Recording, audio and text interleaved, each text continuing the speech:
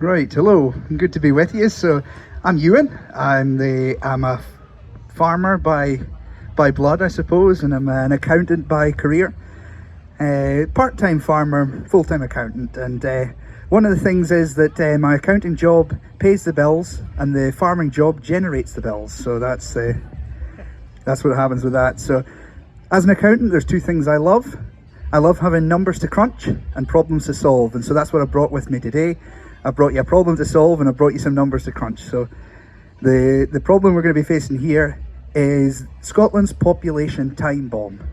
Now you may be asking, well, that sounds very sinister and scary, so what's going on with that? And it's quite simple. The TLDR of it is that we're not having enough babies in Scotland. That is a shorthand of it. And you may be asking, well, why are you needing more babies? Well, there's this thing called total fertility rate, TFR, and this is like it's an indication that we can use to tell how many babies are being born per woman. And so obviously the higher the figure is, the more children are being born. And so this usually means more population, obviously more babies, more population, but it's not necessarily connected. So the higher number doesn't necessarily mean more babies. Because you've got things like infant mortality, you've got life expectancy can be quite low, so war, famine, and education and all this kind of things. So I mean, to illustrate the point that it doesn't, TFR, this fertility rate, doesn't tie into the population. If you take us back to the time of Jesus, 1st century AD, the population was estimated to be somewhere near 200 to 300 million. And it only reached 1 billion in 1800, so that's a very long time. So how's that happened? Well, the fertility rate wasn't the problem, because they were having between 6 and 9 babies. That was the fertility rate.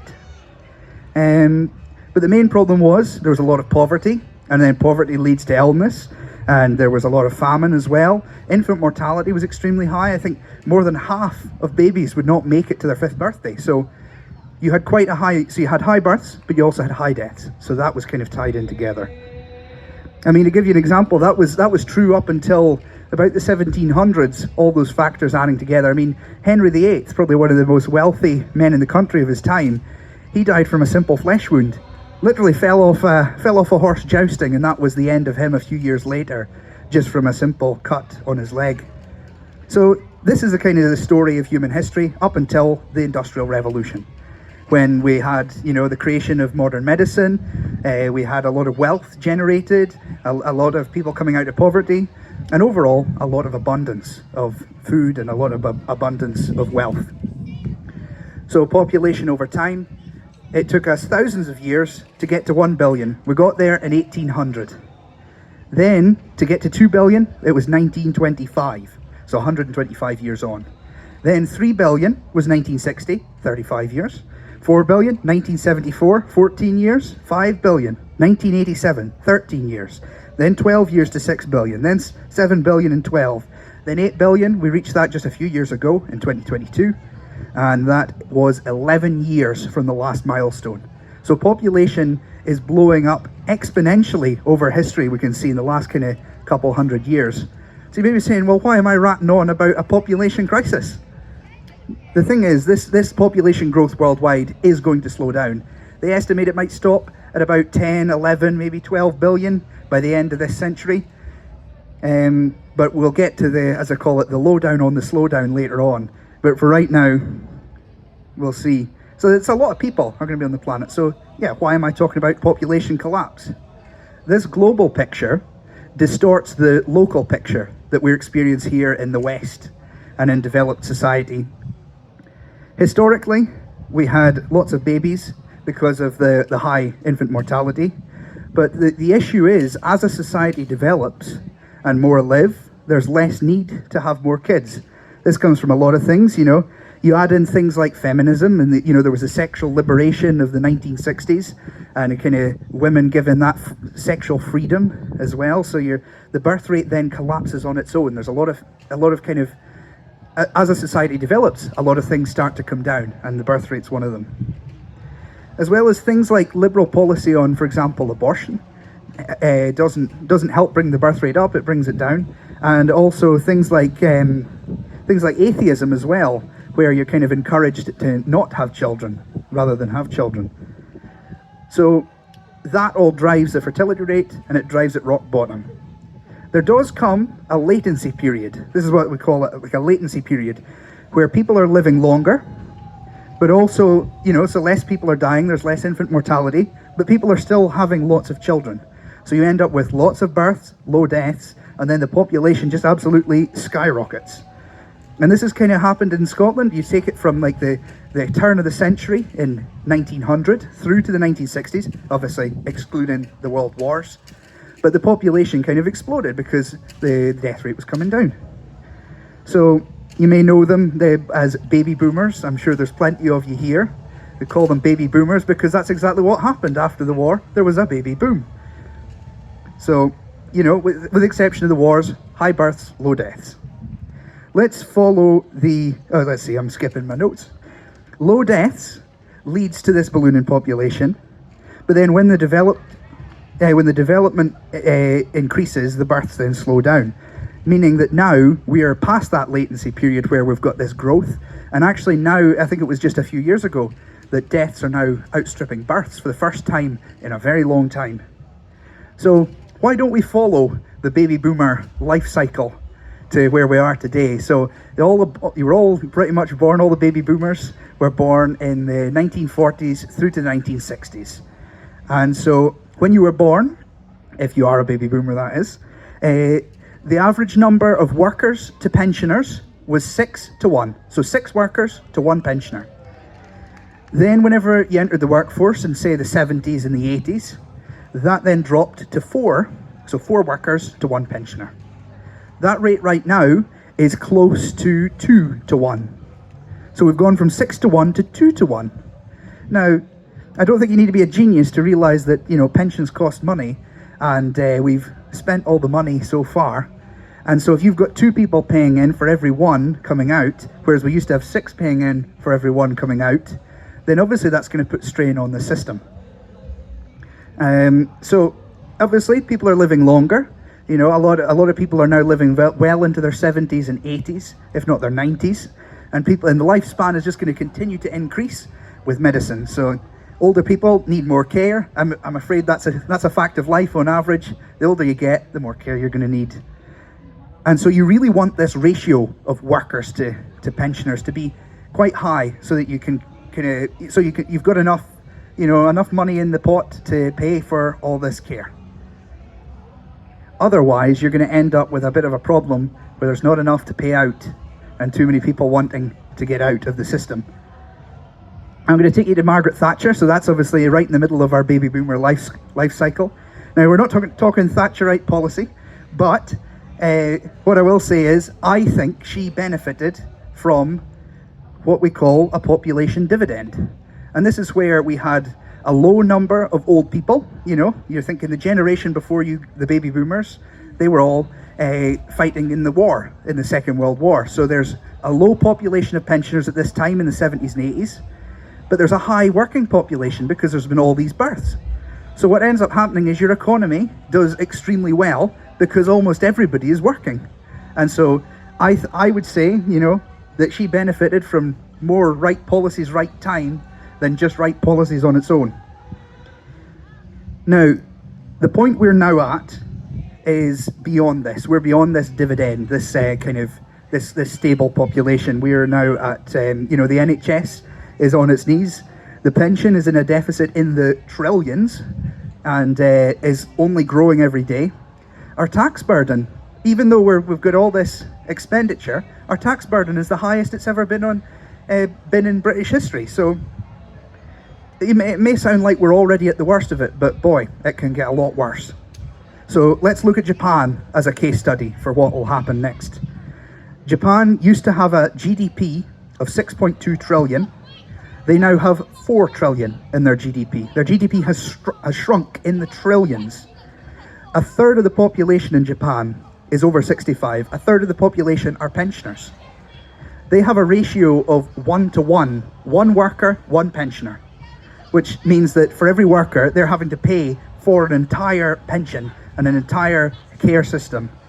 Their entire care system is crumbling to the ground their society is crumbling as well, and they've got a shortage of children, and there's no families about, and the schools are starting to close down, and there's entire villages being abandoned, basically. And so they're at a real bad crisis. They're trying all sorts of things to try and boost the birth rate, you know, bringing in incentives, free childcare, and various other things to try and encourage folk to have kids. So they're at a real dire strait where they're looking at collapse just around the corner. Their fertility rate is 1.26. Ours in Scotland is 1.29. That's how close we are to this crisis. Japan is only 10 or 20 years ahead of the curve. It may already be too late for Japan to correct course on this and fix what is going to be a disaster in the future. So the question is, how long do we have, and is it too late for Scotland? Another example, one of the lowest birth rates in the world is South Korea. And South Korea has a birth rate of 0.6 or 0.7, which means for every two parents, every mum and dad, they on average are having 0.6 children.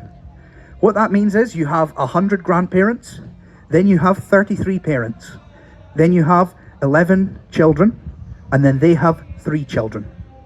That is what that birth rate means. Is that not frightening? Within a generation going from 100 to 11, within 2 generations 100 to 11. That is frightening. So is it too late for us? Well, I don't think so, and I think the Family Party don't think so. There's 2 sides to this. So the Scottish Family Party, there's 2 elements we need to tackle with the birth rate and with our population. That is cultural and economic. So let's tackle the economic first. But our manifesto, actually, the very first page, line 1, page 1, it says supporting families, and it also says strong families make a strong nation. That is our priority number 1. That's at the top of the list. So let's go on to the economic stuff. The first thing people might say as to why they're not having kids, well, why they're not getting married in the first place, well, marriage is too expensive. It's an old institution and it's all archaic. And I would say to the contrary. I think marriage is the best foundation you can give your family. It's the foundation that we see throughout human history, throughout Christian culture, and it yields the best results for kids, because kids to a married mum and dad, they perform better in school, they have better outcomes themselves, and then their children have better outcomes. So for all intents and purposes, marriage is the best and easiest building block we can take to promote families and to promote people having children. So our first policy that we've got here is our wedding box. And so you've heard of the baby box, maybe. It's a box of all kind of bits and pieces that a new parent might need to raise a kid, and it gives them advice and gives them a place for the baby to sleep in, and it's a very well thought out kind of thing for new mothers. And so we thought, well, why can't we do that for marriage? I asked my good friend Diane Abbott to do the math. She says it'll cost about £10,000. Oh, sorry, 20 million. So it'll cost about £20 million, and that's £20 million a year when we costed it, which is basically, it's 1 month of free bus travel. So that is to put it in perspective. This is a very cheap policy that could yield very healthy dividends for Scotland. So let's go through the list. So first of all, we're going to open the box, and I'm going to try and find my cards. So first of all, we've got a voucher, an anniversary meal voucher. And so this is 60 quid, and this is a voucher for your first anniversary, your second, your third, your fourth, your 7th, 10th, 20th, etc., etc. And the idea is this is going to boost the relationship. It's going to give it a healthy boost that it needs. It'll also be Scotland only, obviously, to put back into the Scottish economy. So you go to a Scottish restaurant, you give them this voucher, they'll take it. But also couples will start posting this on social media. It'll be posted as like a kind of, as an encouragement to others, and it'll hopefully bring people and make them say, well, look at that, they're a happy married couple. And so hopefully that will encourage it. So that's number 1. Number 2, let's see if I find my voucher. Here it is. Sorry, Richard, I've broken your strap there. But number 2, a honeymoon voucher. So this would be for £300, for some nights after the wedding. There's 3 nights after the wedding, obviously not for the wedding, but like as a honeymoon, and it would be usable within Scotland. And so this would remove one of the barriers to marriage and say, well, what we're going to do for the honeymoon? And it's like, well, we've got it sorted for you. And also this pays back into the Scottish economy, so it's not really costing us that much. Number 3, we've got marriage preparation sessions. So this is a voucher for three preparations for marriage. So this is to give you time with a counsellor, or a counsellor of your choice, or a minister, and it talks about all the things that to expect with marriage and what's going to come into it. So that's number 3. Number 4, if I find number 4, let's say this is number 4. So it's actually to cover the fees for a wedding celebrant. And so if you've got like your minister or your pastor, and they've got a cost involved to do the wedding, it's to cover reasonable fees. Obviously not the Ritz or the Hilton or anything like that, but anything reasonable that comes along with performing that service, that would cover. Number 5 would give you a voucher for a picture framer. So if you know, for your pictures from the special day, it'll give you a voucher to cover towards that. Number 6 is actually messages from local people and from family and friends, messages of well-being, well wishes. And so this will be people in the local area, say an old married couple in the area wanting to do a bit to give back. They might write a very pleasant message for you, give you a bit of advice, and so that will be included in the box. Then we've got, well, I found my card for celebrants, but navigate the care system, how to navigate education and legal guidance for raising children. But more importantly, before that one comes out, you might need this one, which is the pregnancy guidebook. And this is to give you all the information you might need as a prospective couple and wanting to have your first child. And so that's quite a useful book to let people know. And so that's all my bits and pieces out the box. What I will say, unlike the baby box, please do not sleep in it. It is not big enough for a married couple. And so please do not start sleeping in the marriage box. That's not our only policy. That's obviously one policy. And obviously I said it costs about 20 million. When we costed it, it was about 20 million. So it is a relatively cheap policy that could have a real benefit. Another one that's a really easy policy to implement, full transferable tax allowance for married couples. If you've got mum and dad and one wants to stay at home and raise their kids, they should be allowed to move their tax allowance from for the parent who's not working to the parent who is, so they're not losing out. Now, I need to remind myself of the figures here, but if you've got a married couple and they're both working, and let's say together they have a take-home pay of 55,000 between them, it would take one person in a married relationship, they would have to earn, I think, 120 or 130,000 pounds to match that take-home pay of 55. Now, how does that work? It's nonsensical. Who is able to earn over 120,000 pounds whenever you could have the two couples between them earning 55,000 take-home pay? You know, it's just ridiculous. So we need to move the balance away. This balance from dual income, no kids, to, well, you can choose what you want to do. If you don't want to work, you don't have to. You should be able to use that allowance as you see fit. So the other thing is stay-at-home mums. If you're a stay-at-home mum and you have a kid, you get no maternity benefits. You don't get maternity pay. And the thing is, maternity pay is issued by the government by and large. So if the government's paying it to private companies to pay it to their staff, why don't you open that up to all women and give them at least a minimum for the maternity pay if the government's already paying for it? So the other thing you might say, well, okay, we've tackled marriage, but it's too expensive to raise kids. Now, first of all, tax incentives. So for, some policies we're considering stuff like a tax credit or an allowance per child. So if you've got a child, you could say have half of your tax allowance again. So you could have half of your 12,000, you could have a £6,000 allowance. And so you'd be making a bit of savings. So the more kids you have, the more you need to spend on them. So the more discount you would get on your tax bill. But another thing we can do is around council tax. Maybe, you know, if we can't scrap council tax altogether because council tax harms larger families, you know, With council tax, if you've got a big house, you pay more tax. But who else needs a big house? Well, big families need a big house.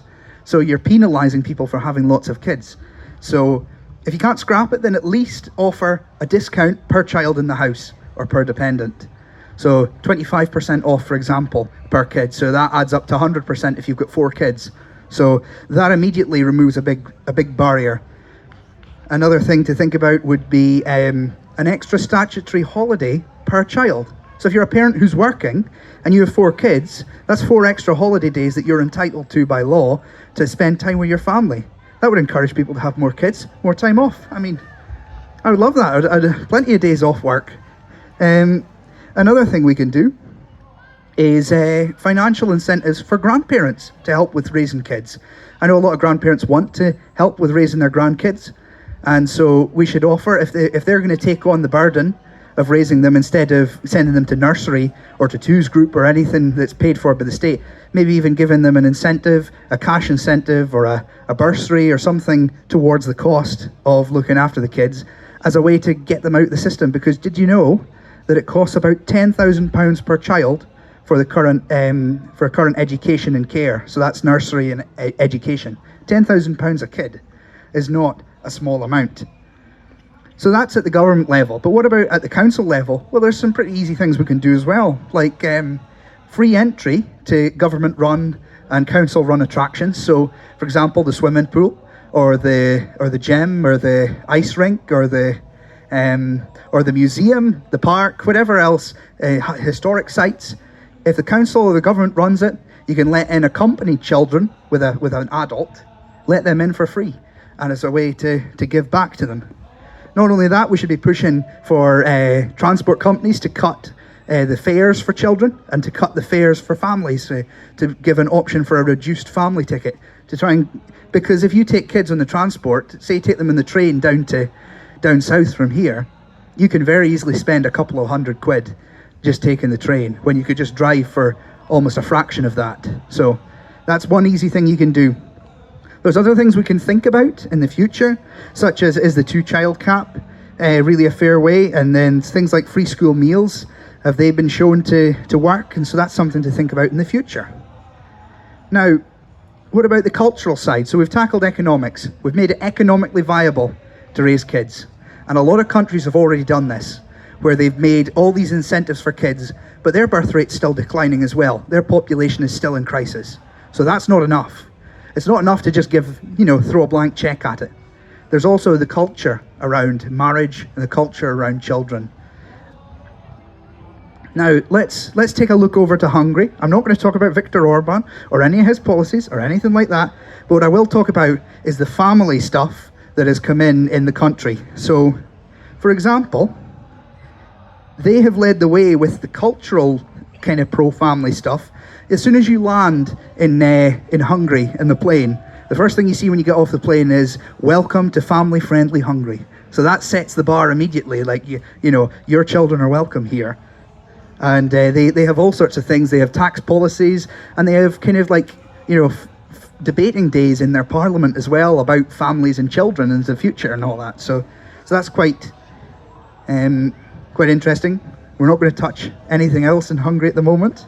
We're going to keep it solely to that. But so why not family-friendly Scotland? Why not welcome to family-friendly Scotland? We could fund family-orientated kind of arts, culture, TV, movies, kind of any cultural things which promote families and children. And so you could have, say, programs on the BBC that are centered around, say, a family and kids, and it's centered around that, and it's a sitcom or something, or a soap about that, rather than a soap about family breakdown. What about even in the Parliament, having family debating days in the Parliament where we're talking about families and children and what we can do to improve that? Set aside a few days every few months to discuss family issues and have it debated as a proper issue, because right now it's just an afterthought. What about like a family-themed day in Scotland, like a national holiday about families and children, and so just have family day, to spend with your kids and to spend with the family.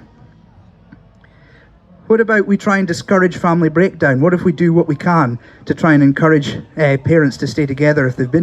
If they're thinking of divorce, why not offer a free counselling and any kind of opportunity to try and repair that relationship? Because as we know, divorce is a thing that harms children quite irreparably. It causes a lot of damage to children. So that's something we can try and avoid, and we can do that through offering counselling and having a different culture around family breakdown. We need a culture of responsibility as well. Like, we all need to be responsible for raising this next generation of children, and we all need to be responsible for that. But most importantly of all, we need to put politicians in Parliament who actually will say that, and who actually will stand up and say about family values, and will talk about children, and will talk about the future, kind of in the way we're talking about it today. At the moment, nobody's making this case in Parliament. Nobody's explicitly standing up and saying the future of Scotland depends on this. But frankly, no families, no future. It's as simple as that. No families, no future. This culture, this family culture, I feel, is intrinsically linked to Christian culture, and the Christian culture we've enjoyed in Scotland for so long. And a Christian belief is that our families are a gift and that we should cherish them. We need more Christians in Parliament, especially, to espouse these pro-family policies as well.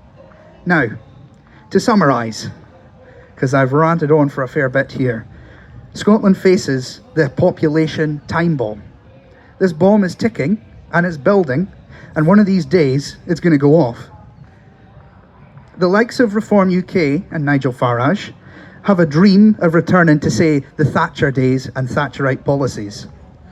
Returning to high growth and low tax like in the 80s, it is just a pipe dream, frankly.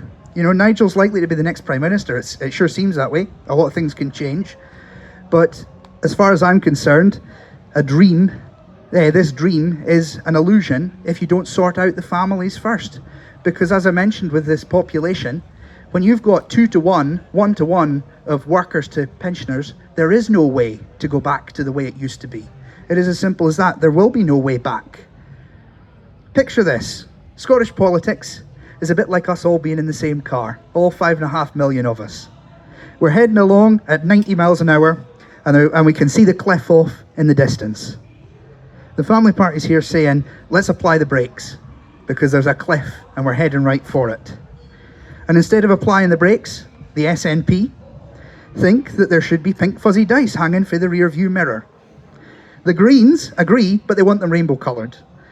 And they want the car to be a hybrid as well. The Tories and Labour, they also want the pink fuzzy dice, but only after a lengthy consultation to make sure that that is the pragmatic way to do it. Reform don't want any of this woke pink fuzzy dice nonsense. And they might want to replace the windows and the stereo. But the point is, the car is heading for the cliff.